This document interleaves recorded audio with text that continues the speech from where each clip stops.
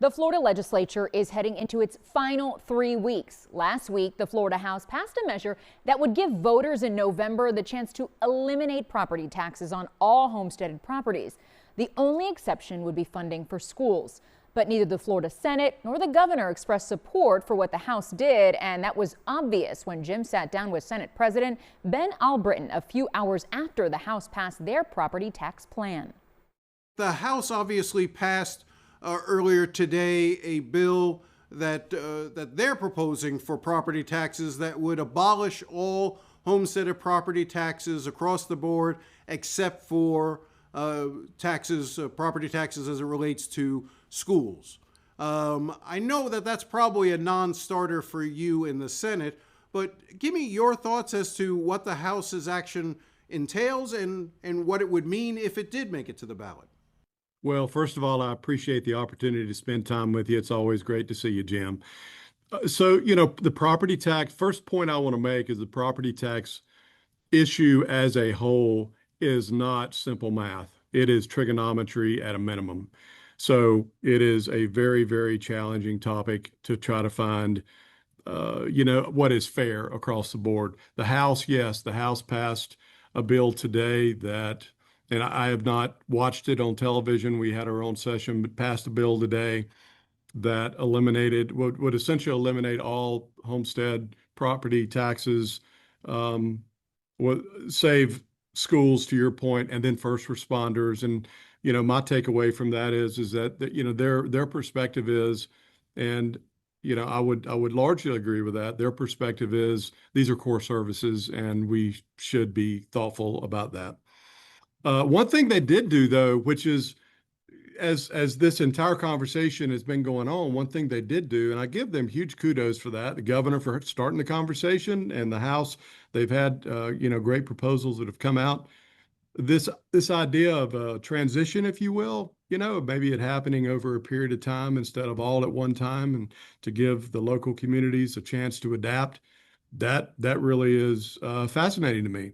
So, I certainly intend on that being interjected to what we're doing here and what our proposal ends up being. The speaker today said that he was, I don't know if frustrated was the word he would use, but he said that this has been discussed for the better part of a year, that the governor has been talking about this, this idea of eliminating or doing away with substantial portions of property taxes has been floated for many, many months. And that why hasn't the Senate, I guess is the question he asks, why hasn't the Senate come forward with a proposal of its own? Why is the House the only one to move forward with this? Well, first of all, let's start with this, and I believe this to be fair. The governor began this conversation, and rightfully so. So making sure that not just the Senate works to build consensus with the House, but also with the governor. He started the conversation and certainly is due his own ideas. So, Jim, what I would say is that we have been pouring ourselves into this topic here in the Senate for a long time, and we've looked at other states. We've looked at what the impacts would be. You're trying to do something good for Florida homeowners, which I believe everybody at the Capitol has interest in doing. But at the same time, you look at like a county like Miami-Dade, and the percentage is very low of their revenues that they operate government, with come from this. But then you look at like a Calhoun County or a Liberty County, and it's north of 80%. So, trying to figure out how to build, for lack of a better term, an equitable, fair approach and how to do this is just not that simple. And we've been pouring ourselves into it, continue to be. And listen, let me say this to you. I also know the time is coming sooner than later that we need to formalize all of this and pull all of our research together and build that consensus I'm talking about with the governor and with the House. But you don't expect, it sounds like, that would take place during this regular session. No, I don't know the answer to that question. Am I open to that? Yes. Am I open to doing it, later on? Yes, right? Because I have said before, it was interesting, the governor, I guess this morning maybe had a tweet, whatever you call them now, maybe not a tweet, but we're better off to get it right than to do it quickly. I've been saying that personally for quite some time, which is why, we've done all the things we're doing to understand. I've spoken to numerous local elected officials about their own budgets, about their own challenges, and their own perspectives on this. So, I don't know if it's going to happen this time or not. Not trying to be cagey or coy, but I think I still go back to, and this premise matters.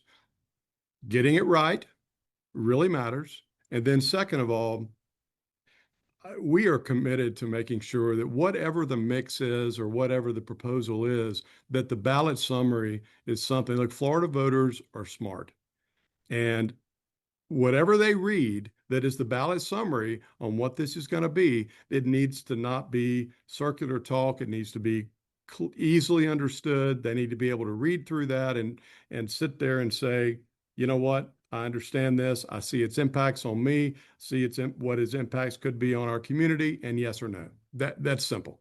Just to take a step back for a moment, philosophically, I know that the governor comes at this and he likes to use this analogy that he doesn't think it's appropriate for people who own their homes to pay rent on their property. I know others would look at that and sort of say, well, just because I paid off my house, there are certain services that I appreciate, that I enjoy, whether it's making sure the road in front of my house is properly paved, my sanitation is picked up, I have police and fire services, I have parks in the neighborhood that appreciate for my land value, those sorts of things. So I guess the governor's view has been that people shouldn't have to pay necessarily for those services once they own their home. And I know others disagree with that. Where do you come down on that issue of whether or not once a person owns their home, should they be free of any tax liability? So I do want to start with this, and that is this is a decision that the Senate as a whole will make. I've said this before, I'm not king of the Senate, but I do have an opinion, and I'm happy to share that with you.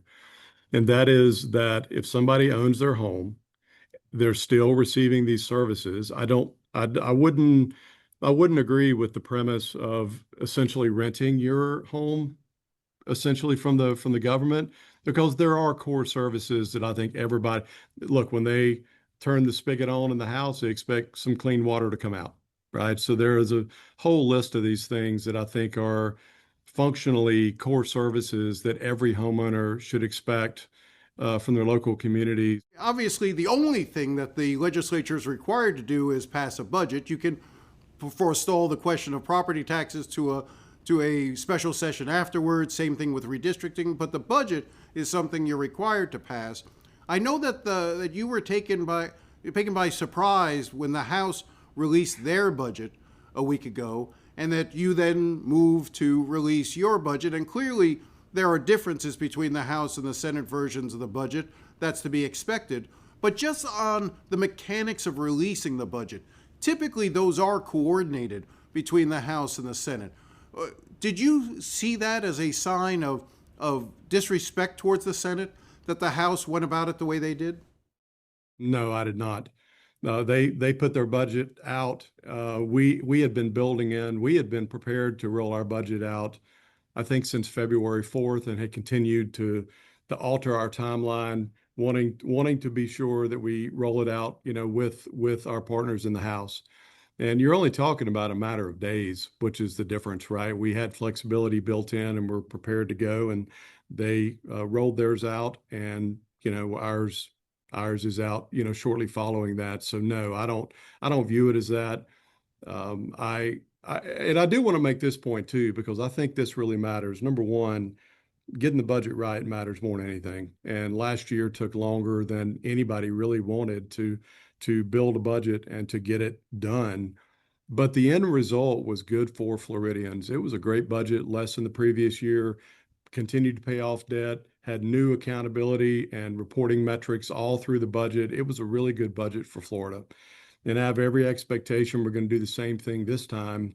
And I look forward to working with our partners in the House.